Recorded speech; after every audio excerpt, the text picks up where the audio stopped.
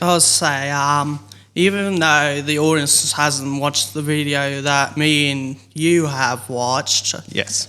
I do find the video itself fairly interesting, but I'd like to get your thoughts on it. Yes. All right. Are we going to mention the name of the video and the creator? We can. We Okay. cannot. It's more just... It'd be fun to see if the listeners can actually find it. Okay. All right.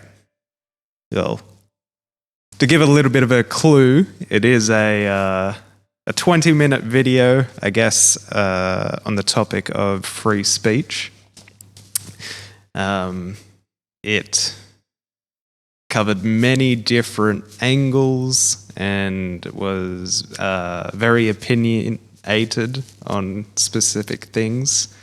Just let me interject here, Yep. but also a bit of an eye-opener because it looked at things at a way that I would normally not look at it. Mm-hmm. Yep.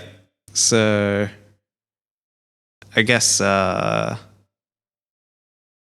with some of his examples that he gives, it's sort of hard to comment on not having knowledge of those. So, there was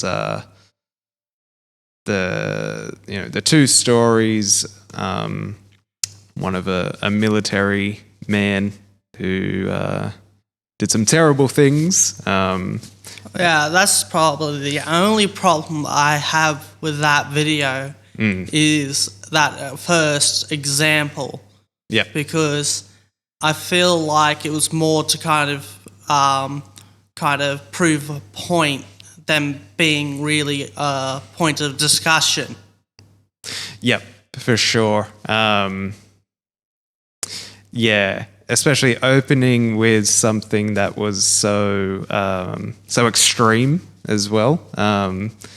Yeah, that was an interesting choice that I guess may or may not have skewed, yourself or myself, from the get-go of sort of what he was, what his point was. I do feel it's a bit biased. Yeah, for sure. And obviously he is quite open about that, that it is his opinion, not necessarily on where his biases lie. But yeah, there is some awareness of that from the start. Let's get to the section that I find the most interesting, which was this section on the what's going on in the world of comedy. Yeah, he's not wrong, but it's a bit interesting. Yeah, what I found interesting was that it sort of seems like he's being offended by other people being offended. Yeah. Yeah. So yeah, like I haven't watched any of his other content, so I don't know. Well, as you said, it was a bit different from his other content.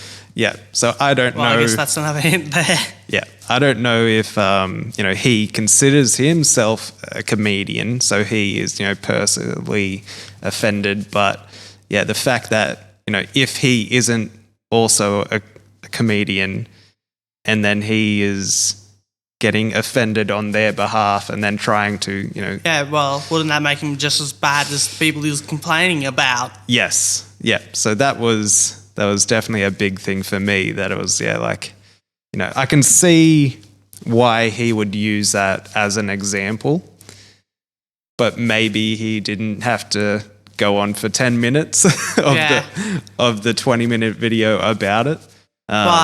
Well, let me just interject here again. Yeah. But what's your thoughts on comedy? Should there be limits to what you can and can't do? It's a tough question. Definitely.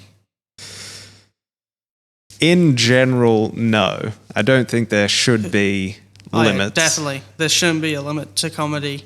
Yeah. there might be it. I guess, even thinking of sort of indecency, it's a touchy subject, but I guess it's one of those things where, going into it, you know what you're signed up for. Yeah. So yeah, if you're someone who's outside and has sort of heard it secondhandedly and then getting offended, then I think that's most cases of people getting offended by the material. Yeah, and there's I've told you a few lines from some of my favorite comedians, or one specifically. And as I said myself, there's no way I could do it in a way where you would enjoy it as much as the way he did it. Yes, for sure. So, and by that one specific, you can kind of see where I lie on that matter. Yes, for sure. And a lot of the time in these matters where it is a comedian, they're sort of getting, the joke is being taken out of context. Oh, yeah, definitely. It could be a 60-minute show. That specific joke could be at the 45-minute mark. So you've missed this build-up of, of maybe the comedian has all these different layers working up to that joke. Yeah, isn't there a lot of comedians that will build up to a high payoff joke, I guess? Yes, the way for sure. It? Yeah. There might be 10 minutes of build up just to get to the punchline, and the punchline might be 3 seconds. Yeah, and that's all you need. Yeah, for sure. But if you're just taking, the last 60 seconds of that 10-minute joke and then, have analyzed it as, being oppressive against a certain group of people, then, you're not telling the full story. Yeah, definitely. It's I got a good example here from my favorite comedian where, I think the question was kind of brought up about that. Yeah. But as you said, it's as soon as he gets off the stage, he's just a normal person.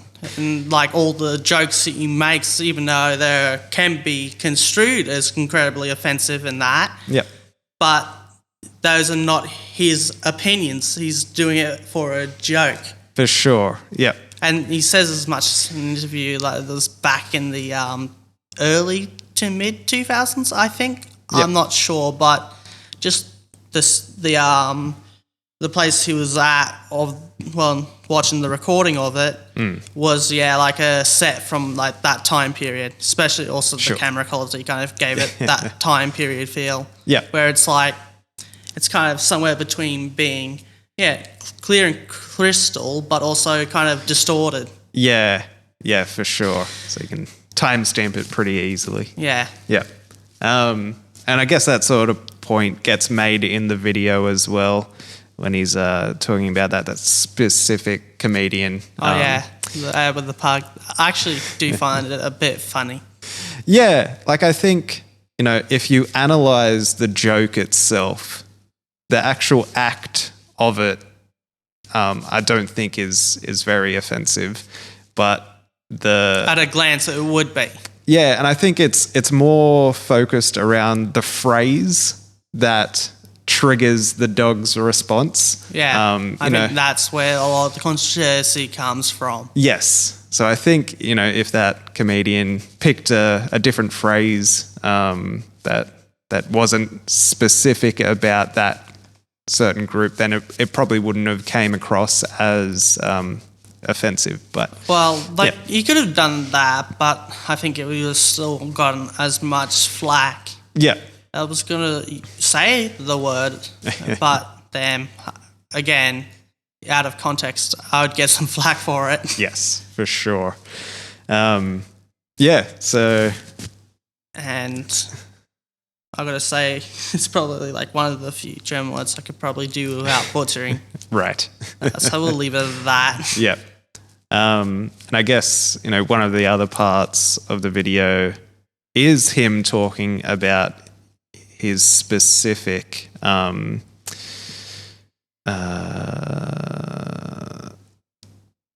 relationship with, sort of the his free speech being sort of somewhat taken away when it comes to revenue. Oh yeah, through YouTube. Definitely. The YouTube algorithm as well, how the avenue works. Yeah. It's a bit of a minefield. It's constantly changing. So when you figure out, this is the way how about going about things, they bloody up and change it on ya. Yes, they do it quite a lot. It's interesting. It would be really, really interesting to find out exactly, how it works and who has their hands in the pie. He sort of did allude to, advertisers being sort of the main benefactors. Yeah. And, sort of them being the big dogs making the rules as such. Yeah, like YouTube has definitely gone through some turbulent times with, the obviously named ad apocalypse, which was like the first set of like mass demonetization, and then I think there was like a second one. Yeah. Not only that, but I can't remember how they were triggered, but because my memory's a bit rusty on it, but I think that was the second one. The first one was caused by that guy, but I'm not going to say anything because my memory's too shot on the subject. Sure. But on that note, a lot of the YouTubers back in the day, how they started out and became really popular, doesn't really work in this day and age. No. I think, when you look around at all the, most popular YouTubers, I think that is where you do get a sense of how the algorithm works. I think it's mostly moved to either very, very short videos, under sort of 6 minutes long, or your bigger ones, which is sort of 20 to 90 minutes. I thought the recent change to the algorithm was based on watch time. So the more time spent watching, the better it does for getting your video out there. Yes, that is a big part of it. So, but when didn't they change that? I'm not 100% sure. It's been a while since I kind of gone into that.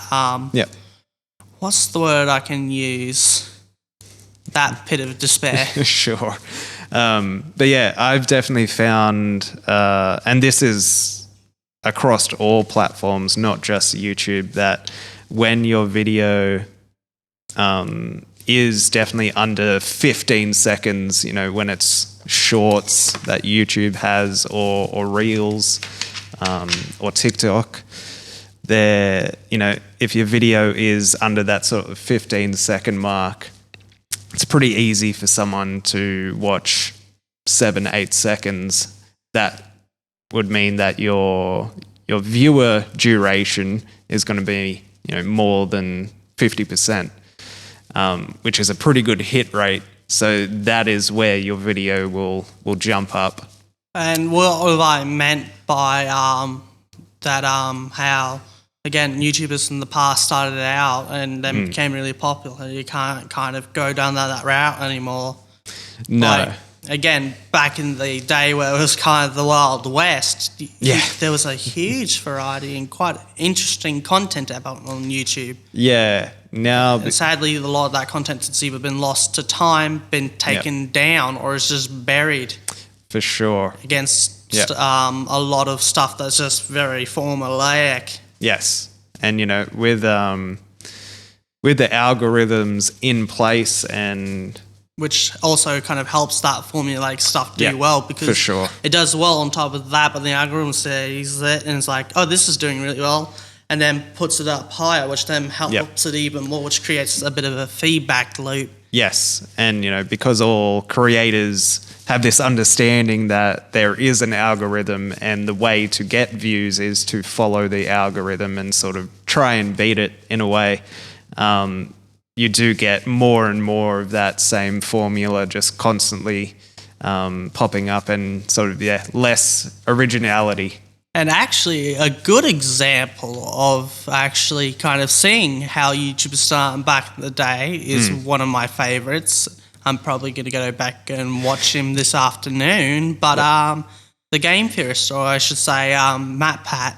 Okay, cool. Because, like, if you look at his first video ever on his channel, The Game Theorists, and look at the stuff now, you can kind of see, yeah, he's came a massive way, but I don't think you could actually start off your YouTube channel with a video similar to his first video. I don't think it would work in this day and age. No, so I'm not familiar with his stuff, but yeah, your theory is definitely right. There's no way that you could. Yeah, I think if I remember correctly, an anecdote from him, he started off recording audio in a closet. Yes.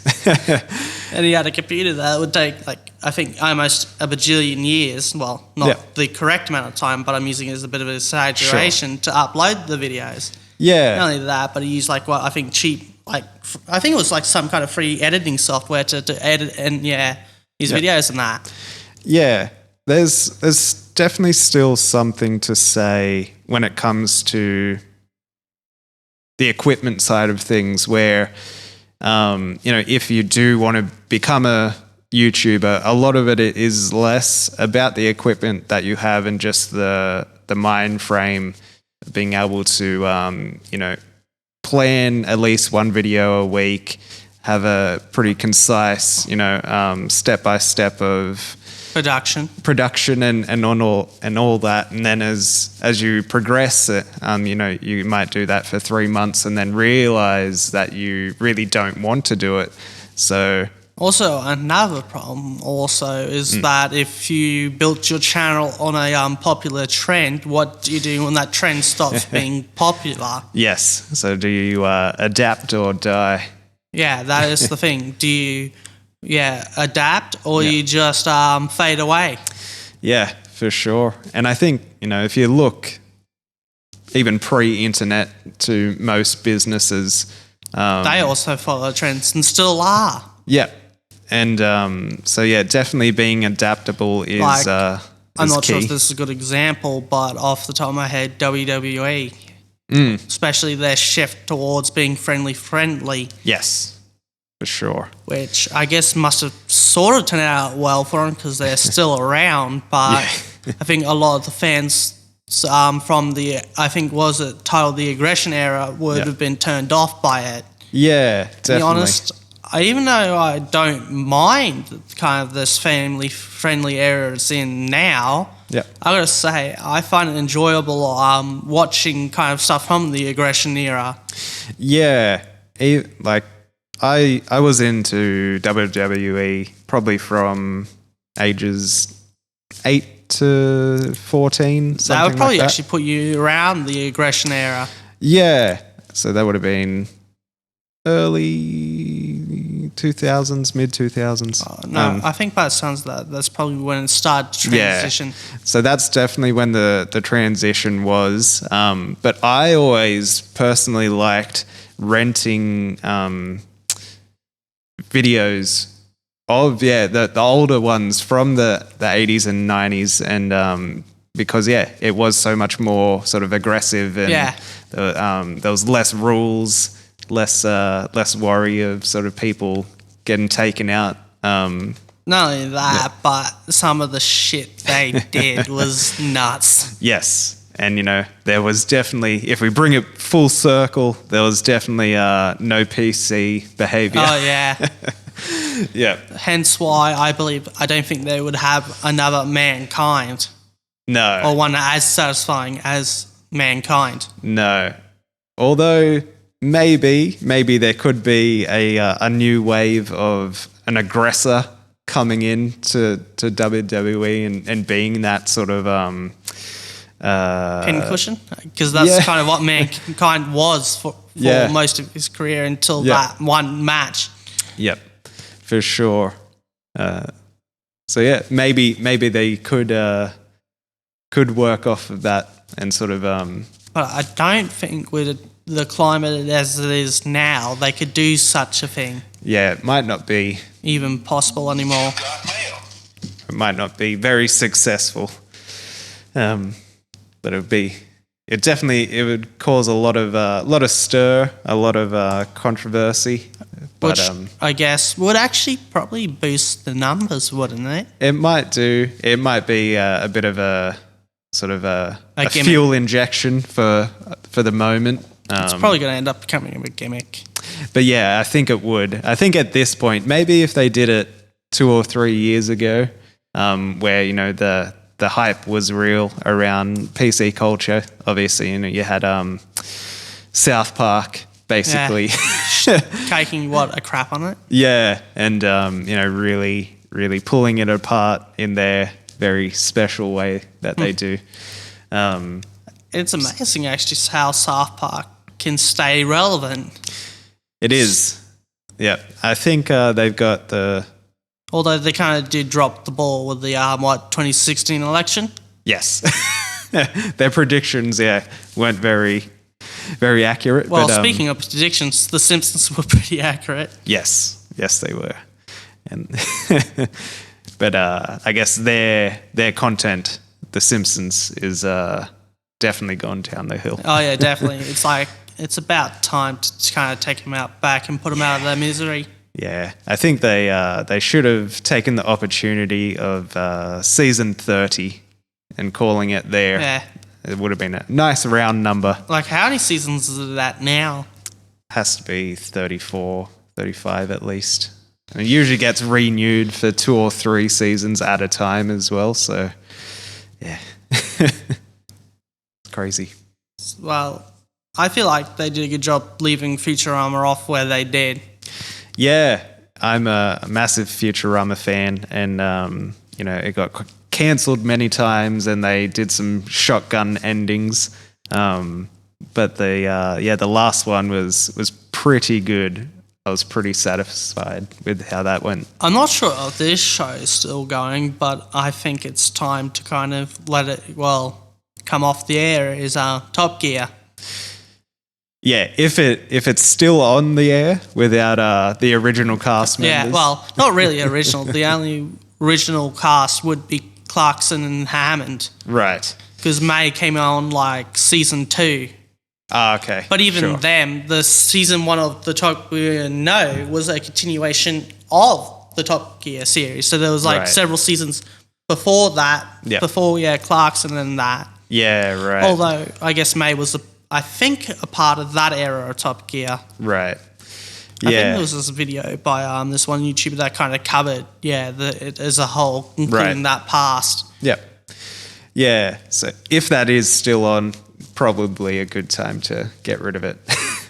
Hell, I think the season after Hammond and May left, yep. I don't think I even finished that season off. I think I may have watched a couple episodes and it was like, they did a few interesting things, but I just didn't enjoy the presenters. Yeah, for sure. They didn't kind of have the, what's the word I'm looking for? It's not, I guess Moxie sort of it, but they just didn't have the chemistry that Clarkson, May and Hammond had. That's what I was looking for. For sure, yeah. It was a bit of a dream team. They all had their little niches and that they filled very well and were able to play these sorts of characters that seemed very authentic. Yeah. Yeah. Also, I do feel sorry. I think it was Jason. What was his last name? Who kind of got the short end of the stick because he was only he was part of the first season, but that ended up getting replaced by May.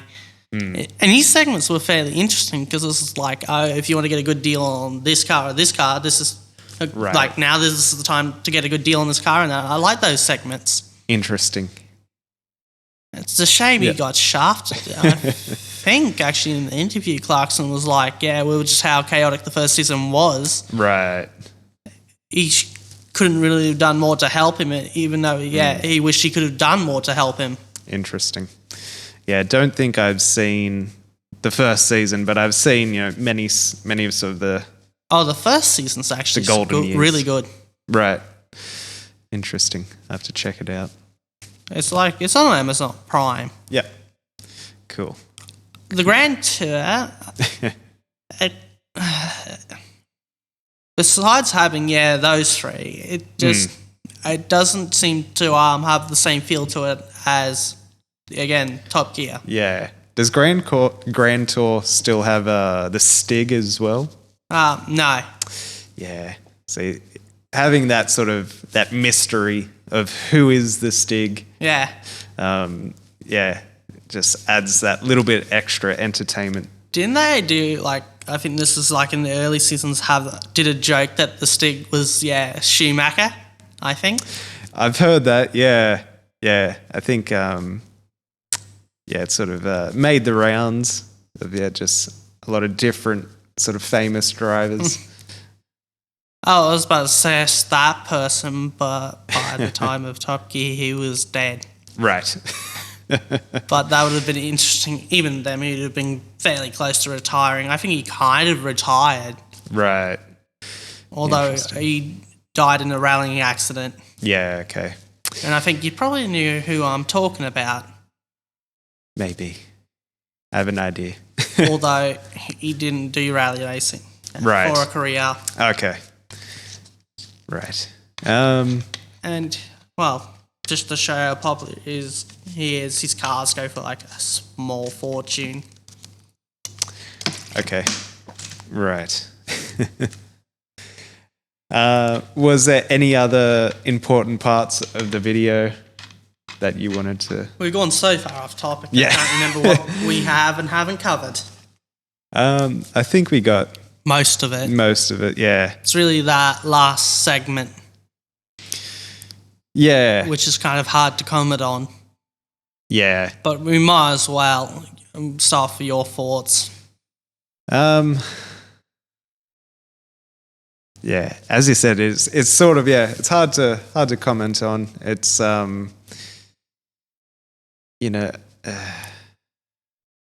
it's a tough one because again, I think his main sort of thing. It wasn't very clear his argument, especially in that last segment. Yes, yeah. Which definitely. I think that sort of sums it up. It just wasn't, there was some points that made a lot of sense and were very clear, but I think the overall argument was sort of contradictory. He tried to sort of at that halfway or at the end sort of tried to pull his own sort of experience into it to, I guess, validate his opinions in a way. But just it overall was basically him being offended by other people's offense. My question is, how easily offended are you? Not really. I'll say I'm not 100% sure when I even myself know if I got offended by something, but I generally kind of see myself as being definitely getting offended by a few things, but generally being next to impossible to offend. Yeah. Well, I guess there's some things that I can think of. Yeah, I don't have very strong opinions on most things unless you get offended about it, I guess. Yeah. So it's pretty hard to offend. Plus, I'm always open to new ideas and and discussion. So same here. Yeah, that's also why I kind of have a hard time talking about stuff as that. Yeah, it's like there's always going to be a certain piece of the puzzle that I don't have. Yeah, and without that, I can't make a definitive statement. For sure. And I said the same thing at the start. Not having seen, the video of the comedian with the pug, not having known too much about his first example of the army guy doing some bad stuff, and I know Faulty Towers, but I haven't seen that episode, so not having seen it, it's sort of hard to form a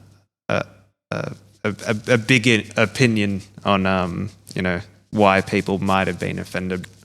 A little technical difficulty there.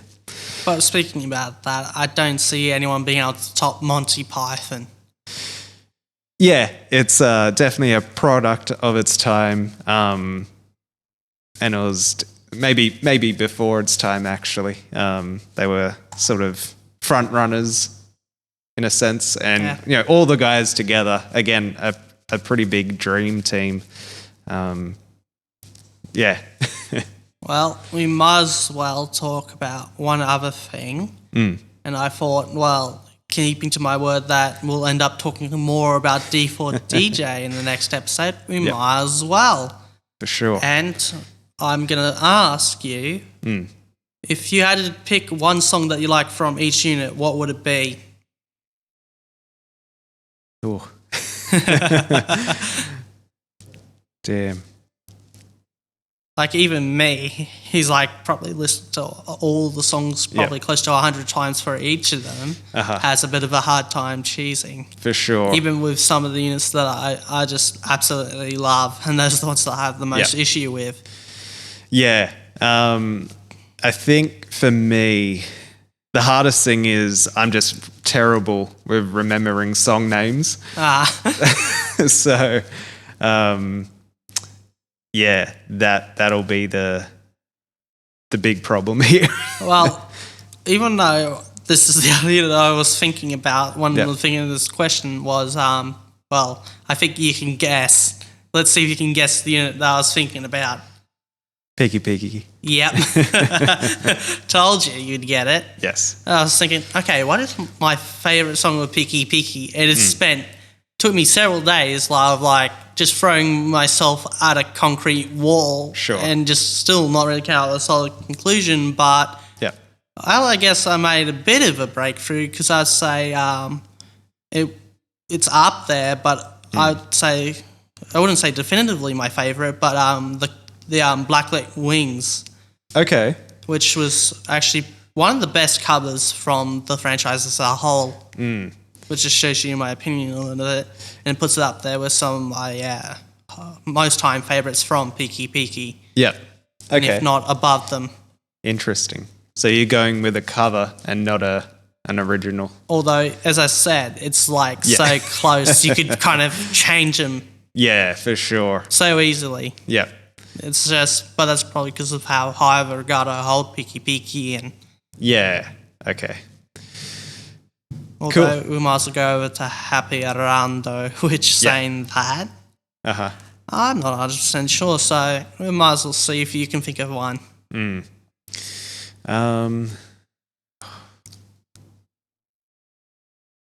What's I mean, it's pretty hard to get past the very first song that they do in the show. The remix, right? Yeah. Yeah, as soon as you said that, I was like, oh yeah, that's really good. It was either that or Hey, Be Ambitious. Yes, that's pretty good too. But yeah, the remix is, I think that would be up there for me. Oh yeah, isn't like, I'm trying to remember the name of the song they remixed. I think it was like Feel Good. I think it is, yeah. But it's not by the Godzillas. No. That'd be interesting to see Happy Arando do a remix of that. That would be interesting. Yep. I don't think it'd be good, but it would be interesting. For sure. And that's also, another problem I have with the English dub of it is they don't do Happy Arando. They say Happy Around. Yes. And just spending so long while saying Happy Arando and hearing it as, Happy Arando, it's just so weird. Yeah. For sure. It's almost like another language. Yep. Even though it's the language I speak. Yeah. And it just feels weird. So, what's yours for Happy Around? Well, it's the same as yours. Okay. Either that or Hey, Be Ambitious. Yep. It could be either. Yep. Okay. The reason why I didn't mention other contenders for Peaky would be here like all day. So we might as well go over to Photon Maiden. Now this one's interesting for me. Yep. Because there's definitely like a few that comes to mind. Yep. Yeah, we're back. Wait, I thought we went again, but it's just we all paused. Yep.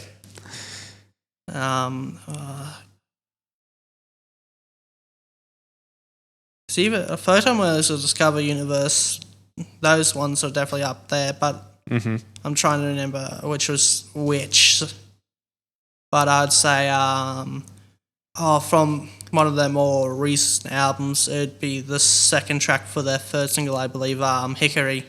Because I think for the third single, their first single was 4 Challenges, which the main track being that song's interesting, but I don't think it's really kind of suited to Photo Maiden, but the one's the best to pull something like that off. For sure. But the second track, though, I really like it. It kind of fits their image, but at the same time is something different, and I just really like that while having a modern feel to it, which that kind of more modern style of that kind of music I'm not a big fan of. Yeah. So for me to absolutely love it, they've done something right. Cool. So I guess your one. You know, I might have to pull Spotify up to refresh. Because, terrible with song names. But yeah, I think Universe would definitely be up there. Forgot I had a Just Peaky playlist. You can just pull up my my Supermix wouldn't have all the covers because I think there's some covers I removed or didn't add. You should be able to sort by artist. Up in the right corner. Yes. Cool.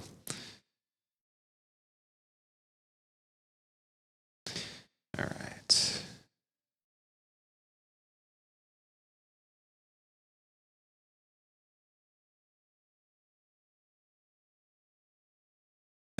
So Hickory, yep, for sure. Oh no, it's like High Hickory or something like that. Actually pronounce it correctly. I can't remember how it's correctly pronounced. Yeah. Yeah. Oh, a lot of life's good. Yeah. Yeah, I do like Discover Universe. And then it is Discover Universe, the one I was thinking of, where I made it.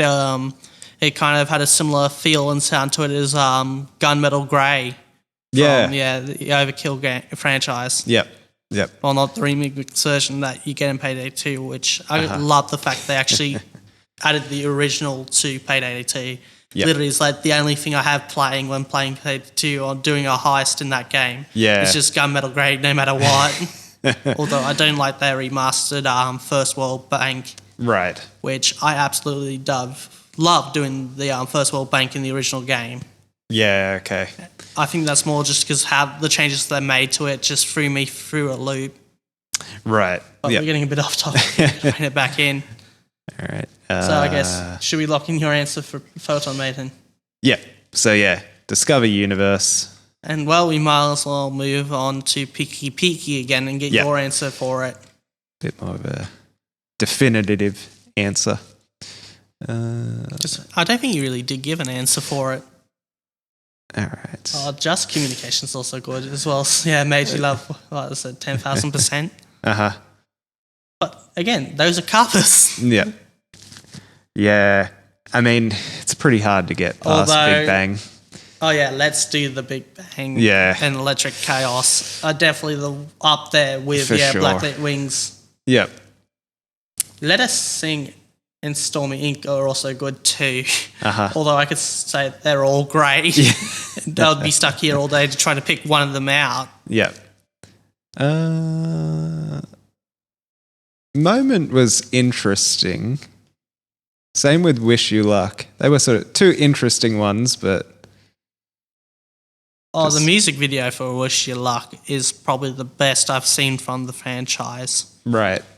Because I've seen the music videos for some of the other songs, and it's more kind of the best way to describe it. Even though it looks good, it feels a bit more cookie cutter. Right. Okay. Interesting. Where it's all animated for Wish You Luck, which the extra effort it takes to do something like that than what they did with the other stuff makes it just stand out above the rest and hurts the others, in my opinion. Yep. Yeah, okay. Makes sense. Merm for ID? Yeah. Well, I think actually how it's pronounced in the Japanese is like mermaid though, or something like that. Yeah, okay. But Cool. I go with merm for ID because it just feels weird saying that. Yeah. Watch me start using it and then it comes weird using the other way around. For sure. Oh, this one's actually interesting. Mm. Because it's kind of just not my cup of tea, but also my cup of tea at the exact same time. Yep. Yeah. You know, For You and Make Some Noise were pretty interesting choices. Just like the way to go. For me, it's actually kind of a toss-up between High Tension BPM and Oh My God. Yeah, I was going to put them basically, yeah, sort of. I was to say, I think you're probably thinking the same. Like for me, it's like probably not bring them up. Yeah. Although I think I was about to say that, but I can't say it in good faith. It's like really good, but those two I just mentioned kind of are better than that one. Right. I was about to mention, say, Princess Advent. I keep thinking it was like Advert, but no, it's Advent. Yep. Yeah. Yeah, I think Boom Boom Shake as an honourable mention, but it's just interesting. It's interesting, but yeah. I think you can get the participation award. Yeah, for sure. But yeah, High Tension BPM is definitely up there for me, and OMG. But yeah, But if you had to choose one, which one would you choose? Ooh. Maybe High Tension, I think. So I guess I'm going to have to go with Oh My God, because they're literally just tied. Yep. So next is Rondo. I like how I rolled my tongue with the R. Mm-hmm. Ooh. I didn't mind Crinoid, if that's how you pronounce it. Yeah, it is, I'm pretty sure. Yeah, that one was interesting. It was cool. But I'm not quite sure on the third single though. I'll probably have to listen through them again. Yep. Yeah. For me, it would be either Calduna or Nirvana. Okay. But it's not going to be listed there under that. It would be like in its character form. Yeah. Okay. Although Prayers is good too. Yeah, I was going to say Prayers is probably my top choice. But yeah, Crinoid was just kind of interesting.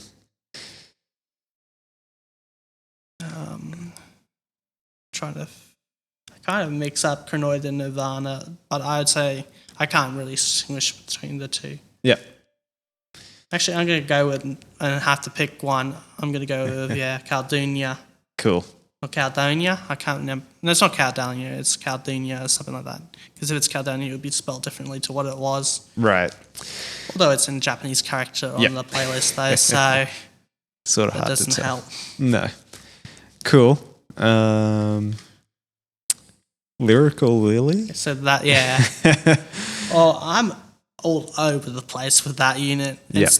I've kind of come to a consensus, but all I can say is the second single by Lyrical Lily's second single was the worst out of all the other albums. Okay. Well, it's definitely the worst of the second single. It's probably overall not the worst, but not that great. Like, it's definitely probably good to throw on around Christmas time. That's probably the good thing about it. For sure. Especially with, like, Maggie's Gift. Yeah, definitely. Yeah, I definitely don't have a strong opinion when it comes to... Even though I was a bit negative was I a bit negative towards their third single? Mm-hmm. I've kind of come around a bit on that. Like, Sleeping Beauty's really good. Mm-hmm. Wasn't that one I found good and Adventure King not so much? Yeah. There was a little bit of a theme, I think, when we were listening to them, where it's sort of like for the third for the round 3 of all the singles, I think there was a bit of a theme that a lot of the time the second single sort of just came out a bit better for all units. I could be wrong. I think, the third single, even though the third single clearly, again, not the greatest, it's definitely a step up from their single. Yeah. Their best, though, was their first. Yeah. Although I was going to say you could say that for most units, but then I realised Peaky it's like all their singles are good. Yeah. Yeah. As I said, I definitely don't have a definitive. The colour of Tainted Sorrow is good, but I wouldn't say that's my definitive pick. Yeah. It'd either be A Night on the Galactic Railroad or I Shall Be Cat. Yeah, okay. Yep. I think I just like the cat noises they make there in the I Shall Be Cat. I think that kind of does edge it out over that. Yep. Although they're both really good. Yeah. And both from the first single. Yes. Are we going to leave out Linux Eyes or I'm not sure if them? You've heard any. I don't think I may have played a song or two for you. Yeah. So I guess that one's going to be on me. Yes.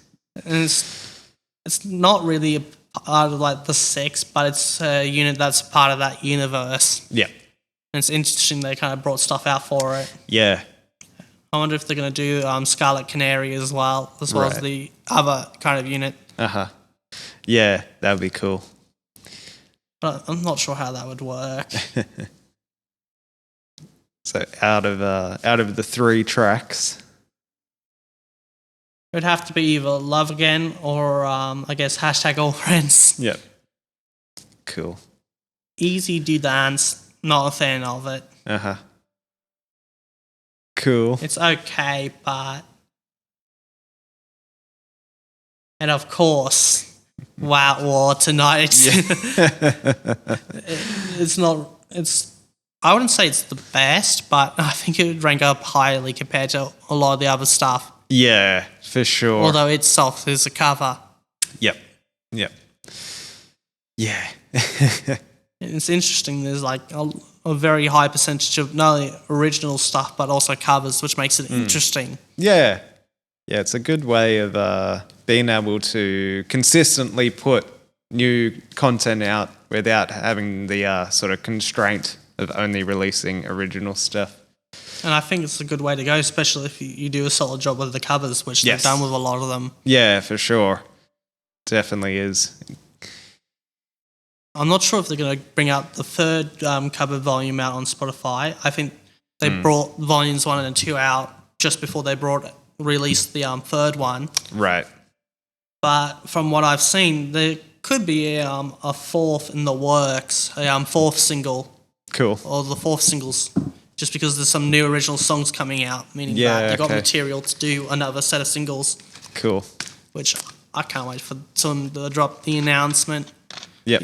I can kind of see the writing on the wall. Sure. It's almost like, again, me kind of getting word about another project and that. Yeah. Yeah, I think... so I kind of catched on to Double Mix well and truly before it was announced. For sure. Cool. For around about the time they were, I think, brought out, or just before they brought out the collab, the AKG collab. Yeah. Peaky collab. Which I still haven't gotten around to getting the headsets. They're probably sold out. Maybe. Yeah. It's been a while, so... But again, I couldn't really find it. Yeah, it was a bit difficult. Us in Australia trying to get that. And I guess we're going to probably have the rule of doing 3 segments, so I guess we might as well do a thing that I kind of scrapped, but we might as well do it for the 3rd segment. Sure. And that was what I was talking about to you this morning before we started all this. Yes. Which, how are we going to start this? Well, I guess we might... Well, you want to... Well, I guess I might start because I came up with the idea, but as I was saying, I just found it interesting how I enjoyed like doing Chores and Red Dead Redemption 2, even though I absolutely hate doing them in real life. Yep. I do have a bit of a theory around that, and it is basically that because in the game you're getting, or you can physically see, that you're gaining experience from doing the chores. That it gives you sort of a little bit of a dopamine hit every time. Well, it's not really. The experience gains from it is like insanely small. Yeah. But I think it's more just kind of an immersion thing, and that's my theory. Yeah. So it's more that kind of immersion, like... For sure. If you really pay attention to the story, which I've been doing through this new playthrough, which is like my third or fourth through the game, it's like... I've picked up on a lot of things, and I've been able to appreciate the game a hell of a lot more than I did in those other runs. Yeah. Yep. And I just find that interesting, especially considering I thought I've just seen everything there's been to see, yet I'm playing through it again. And I'm seeing stuff that I've already seen tons of times, yet it feels new.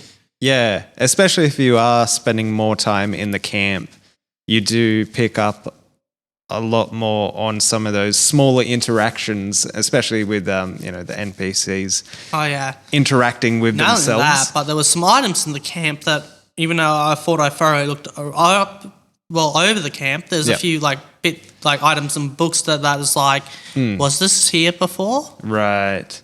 Yep. Is that like you find one of the characters, I've forgotten his name. Has a lot of books. And every now and then, you sort of find new ones. And I think he has a little sort of side mission that you have to find a particular book for him. So I think I know what you're talking about. But I'd say I think that is. Yeah. Because I know he does give you, I think I currently now got the task to find a crime novel for him. Yes. But I found a few books stranded about, so... Yeah. I don't think any of them are crime novels, but at least that probably set me set for future quest items from him. Yeah, maybe. Although I do love the little things though too scattered around the camp, like Bill's discharge letter.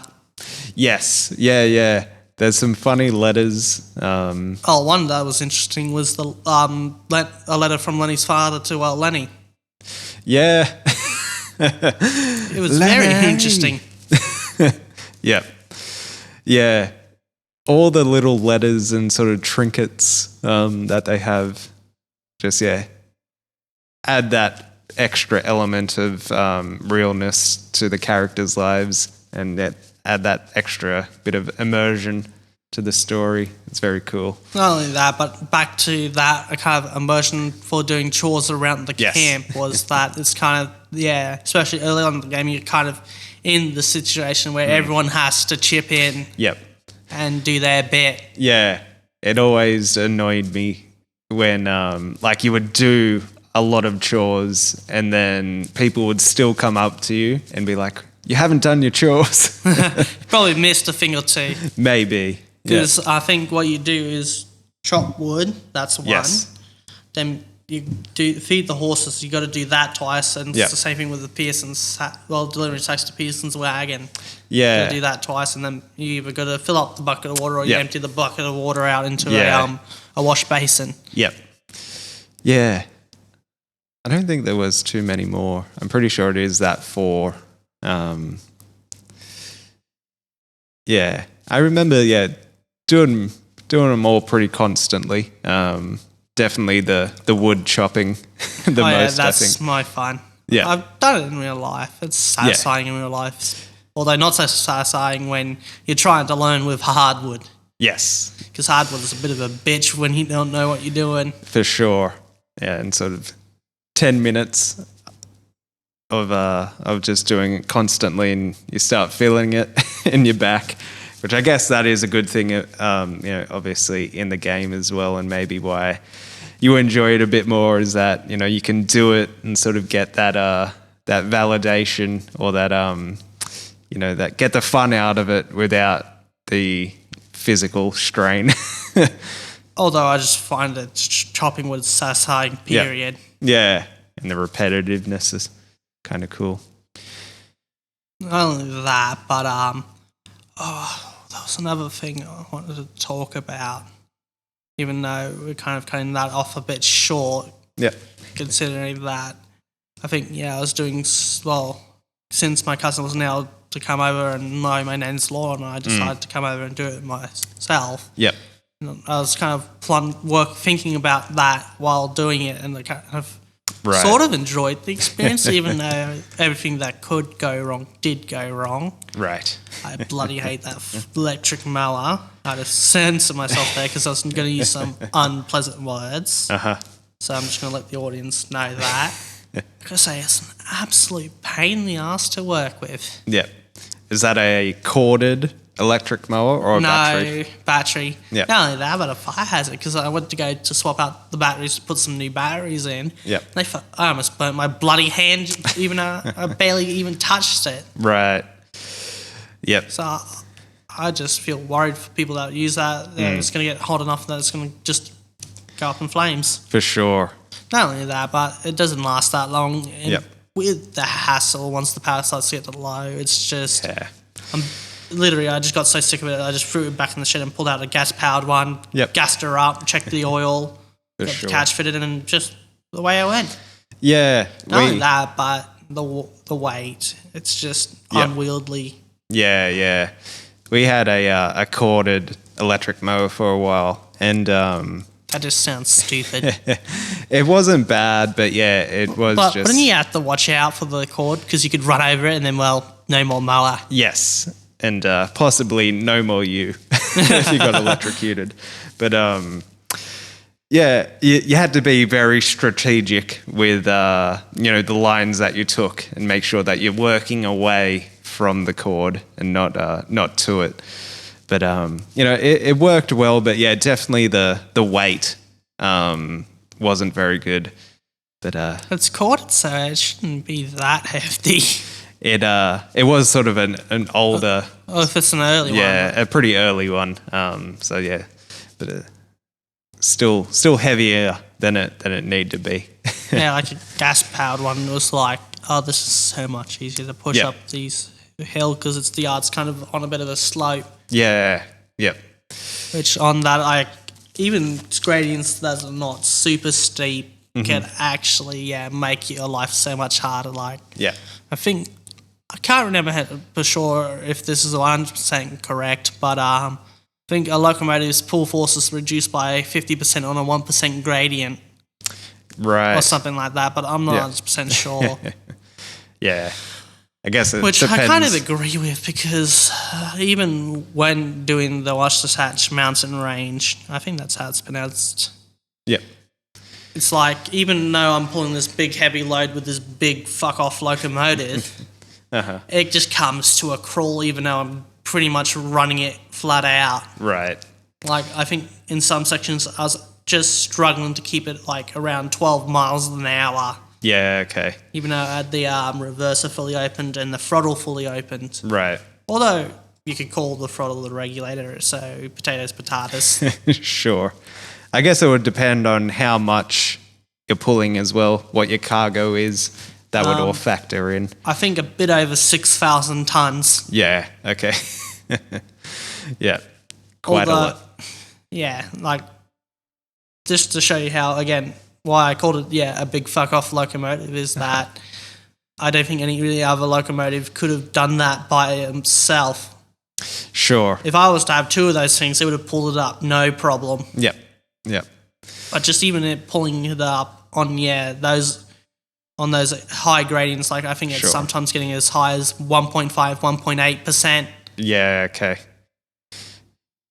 Meaning that its pull force is reduced, by over half. Yeah. And it's struggling to go up, but it's still going. Yeah. And that just shows you just how strong it is. For sure. Considering it was only a single engine. Yep. Cool.